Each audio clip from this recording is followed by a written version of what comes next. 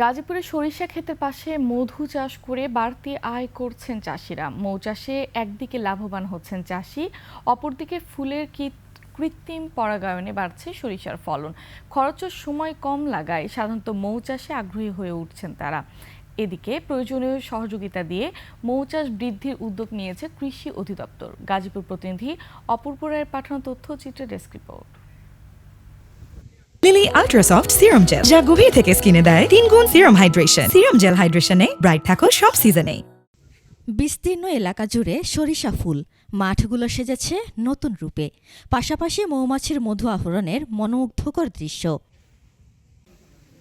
একসময় শুধু ধান আর সবজির উপর নির্ভরশীল ছিলেন এখানকার বেশিরভাগ কৃষক, কিন্তু কম খরচে লাভ বেশি হওয়ায় এখন সরিষা খেতে মৌ চাষে ঝুঁকছেন তারা।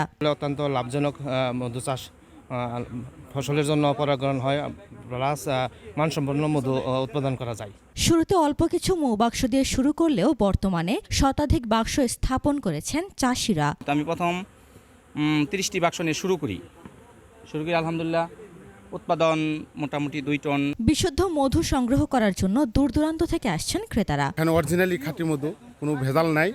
আমি প্রতি বছরই নিয়ে থাকি। মধু শরীরের জন্য অনেক ভালো, তো এখানে খাঁটি মধু আমার কাছে মনে হইল। এদিকে সরিষা ক্ষেতগুলো মৌ চাষের আওতায় আনার জন্য চাষিদের প্রয়োজনীয় সহযোগিতা দিচ্ছে কৃষি সম্প্রসারণ অধিদপ্তর। সরিষা ফুলে যে মধু হয় সেটা সংগ্রহ করার জন্য আমরা এখানে মৌ চাষ, যে আমাদের মৌমাছি চাষ করা হচ্ছে, আর আমাদের মৌ চাষ করার সাথে করলে আমাদের সরিষার যে উৎপাদন সেটাও কিন্তু বাড়ে। এখানে আমাদের যে উদ্যোক্তা আছেন, আমরা ওনাকে প্রয়োজনীয় সহযোগিতা প্রদান করছি। এবার গাজীপুরের কালিয়াকৈরে 367 হেক্টর জমি থেকে প্রায় 2.5 টন মধু সংগ্রহের লক্ষ্যমাত্রা নির্ধারণ করা হয়েছে। উপমা রায়, ডেস্ক রিপোর্ট, 21 টেলিভিশন।